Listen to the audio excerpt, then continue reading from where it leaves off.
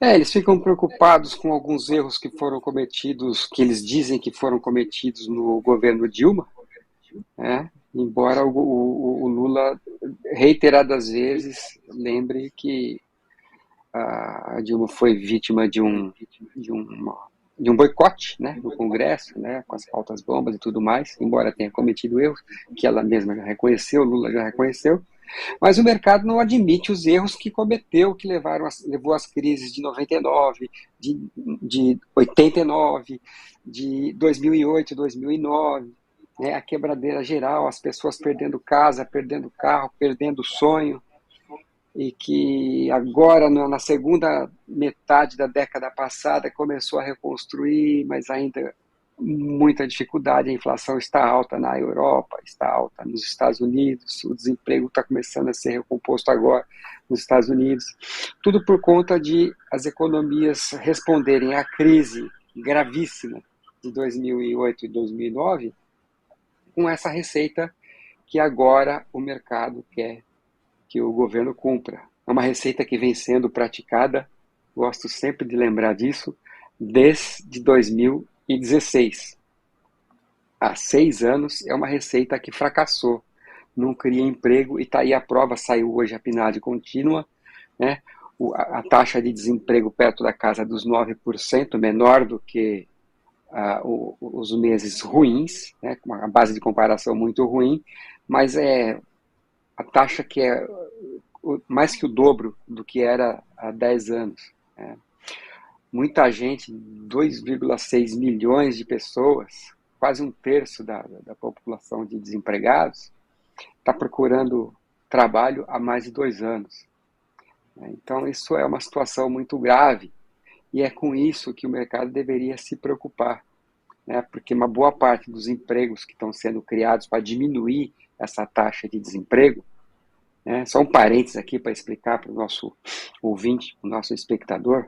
Taxa de desemprego é assim: o pesquisador do IBGE pergunta para o cidadão: você procurou emprego, né, nas últimas 2 semanas? Nas últimas 4 semanas? Não sei exatamente qual é o tempo, mas a pessoa responde sim ou não. Se a pessoa está fazendo um bico de pintor para aquele dia e ela não está procurando emprego naquela semana, ela não é considerada uma desempregada. Então, a taxa de desemprego não significa uma situação de emprego digno, não significa uma situação de economia funcionando. Então, como a 40% dessa base de desempregados é de informais, ou seja, pessoas que não têm direitos, que não recolhem para a Previdência Social, elas representam também um dinheiro que deixa de entrar na arrecadação federal, deixa de entrar nos cofres da Previdência. Então, se você não fortalece o mercado com emprego decente, com salário decente, né, e com a economia aquecida, obviamente que daqui a alguns anos você vai ter que fazer reforma da Previdência de novo, porque o nosso sistema previdenciário, que é quem está na ativa, banca quem está aposentado, que é o sistema de repartição intergeracional, né, não vai sustentar uma previdência também, porque as pessoas não recolhem. Então, isso é uma situação grave e me parece que o governo recém-eleito, que vai tomar posse em 1º de janeiro, está já trabalhando a todo vapor. Ontem noticiamos que a equipe, o grupo de transição está completo, né? Tem até o início de dezembro aí para indicar ministros para as áreas, para indicar primeiras ações, né? Para avaliar os estragos que estão sendo feitos nos últimos anos dentro do governo. E, particularmente falando nesse assunto de mundo do trabalho, um dos grupos que foi fechado ontem foi justamente o grupo do trabalho, né, que tem uma composição muito interessante. Ela tem 4 presidentes de centrais sindicais, então o movimento sindical representado na discussão dessa política pública. Tem os outros representantes, são todos intelectuais, integrantes da academia, pesquisadores, ou da área de economia, ou da área de sociologia, ciências sociais, mas com muita especialidade no mundo do trabalho, né? o Clemente Ganslúcio, que é ex-diretor técnico do Diese, e o Fausto Augusto Júnior, que é o atual diretor técnico do Diese, estão nesse grupo. Né? A Laís Abramo, que foi diretora do escritório da OIT na América do Sul, ficou muitos anos morando no Chile, ocupando um cargo importante na OIT, agora diretora da OIT no Brasil, especializadíssima, né, no conceito de trabalho decente, né, no que o mundo precisa fazer para construir um ambiente de trabalho decente. Quando eu falo de OIT, né, é bom sempre lembrar que OIT, a Organização Internacional do Trabalho, ela é composta de governos, empresas e trabalhadores. Então, o trabalho é como ciência, não é o trabalho como um empreguinho, né? É o que move a humanidade. Né? Então, a Laís Abramo está lá, né? Está lá também a economista Sandra Brandão. Eu trabalhei com ela no Ministério do Trabalho há muitos anos, né? Em 2004, 2005. E eu acho importante, é um dos nomes mais importantes desse grupo de trabalho, porque provavelmente ela vai ter a memória de tudo aquilo que funcionava. Né?